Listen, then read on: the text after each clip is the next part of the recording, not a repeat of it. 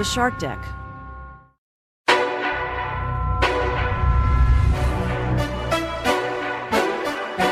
Hello and welcome to Palace Intrigue. I am your host, Mark Francis. Now that Harry and Meghan's will they or won't they is behind us. If you missed it, Harry is coming and Meghan isn't.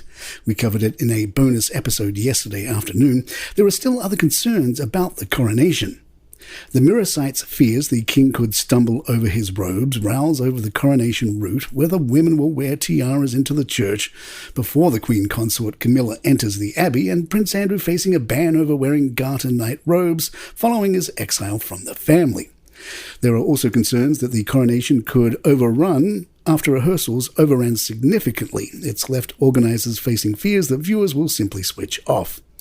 Royal planners say it's fair to say it will go down to the wire, but there is a huge confidence everything will go to plan on the day. This is a naturally huge event, and the important point is everyone is pulling in the right direction.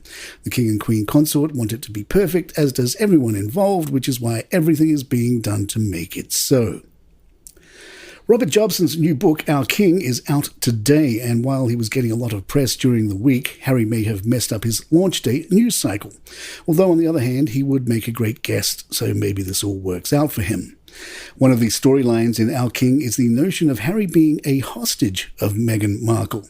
Hobson writes, "Some blame Meghan Markle for the fallout, ignoring the fact that Harry seems to be the driving force in everything that happened. There was a point when officials joked Harry was the victim of Stockholm Syndrome, and he was Meghan's hostage, but now most just feel Harry has turned his back on everything he has known. King Charles is understood not to be in favour of axing Harry's title, and has enduring love for his son."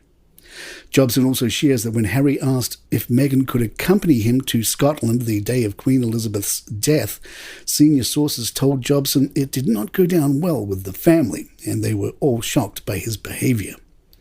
We also learned that Charles and Elizabeth become very close near the end of her life. The Queen was reassured that he and Prince William would oversee the continuation of the monarchy, which was why Hobson writes, "She had sharp words with William after he defied her wishes by taking a helicopter flight to Norfolk with all his immediate family. She had warned him against flying with George in case of an accident, telling her grandson he has always had to be aware of the succession." Her Majesty, aided by the machine that is the firm, did a bit of a head fake during the Jubilee. She was not as well as she had made it seem. According to Hobson, the Queen wasn't feeling strong enough to appear on the balcony, but Charles felt it imperative that his mother should be there to acknowledge the crowds, so he implored her to make a massive effort. The Queen agreed. On her insistence, a military-style exercise was put in place so that no one could see she was having to use a wheelchair. In considerable discomfort, Her Majesty was taken by wheelchair to the helicopter pad at Windsor.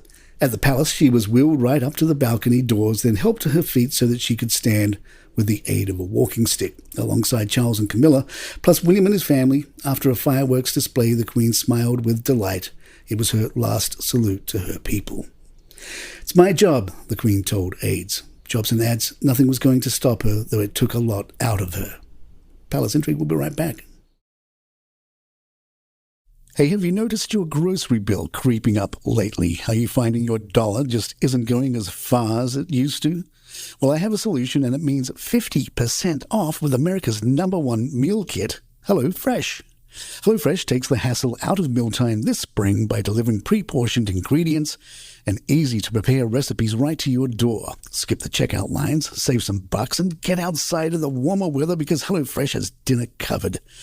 Spend less time in the kitchen with quick and easy meals like HelloFresh's fast and fresh pineapple chicken tacos or falafel power bowls, ready in 15 minutes or less. Looking for more ways to save? HelloFresh is cheaper than grocery shopping and 25% cheaper than takeout. That's a lot of math. But trust me, these savings add up because here's the great part. Go to HelloFresh.com/Palace50 and use the code Palace50 for 50% off. Plus, your first box ships free. That's HelloFresh.com/Palace50. HelloFresh.com/Palace50. HelloFresh, America's #1 meal kit. I'm Nina Hobson, ex-police detective from the UK. I've worked on every crime mentionable, from murder to kidnap to stalking to fraud.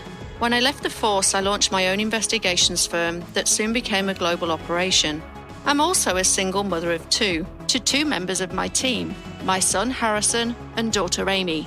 Every week, we'll be getting first-hand accounts from psychological experts, operatives, former criminals, actual victims of the crimes that we investigate, and of course, my very own flesh and blood. From Storic Media, you're listening to Codename Siren, a true crime podcast. Available on YouTube and all major podcast platforms. L. Shue from Great Britain left a review of Palace Intrigue. Profiting off of hate, the epitome of profiting off of hate for Harry and Meghan. Where's the coverage of Prince of Pegging? No respect for the royal family either, just amplification of whatever sells headlines. Pass, 1 star. Well, L. Shue, we are familiar with the term Prince of Pegging and encourage everyone to Google it, but as we haven't seen any credible sources discussing it, we have left it out of our podcast. We're rascally, not reckless. Prince Andrew reportedly refuses to leave the Royal Lodge. A royal source told Page 6, Andrew doesn't want to leave because the property is seen as a symbol of senior royalty, an important property in the family's portfolio. But William, who is the heir to the throne, has his eye on it. Another source said, relations between the king and his brother have never been this bad. It has turned into a real battle which he never expected, and it's left him tired and infuriated. The Mirror reports on a video which has emerged on social media showing a King's Guard screaming at a tourist who put her arm around him while taking a photo outside Buckingham Palace.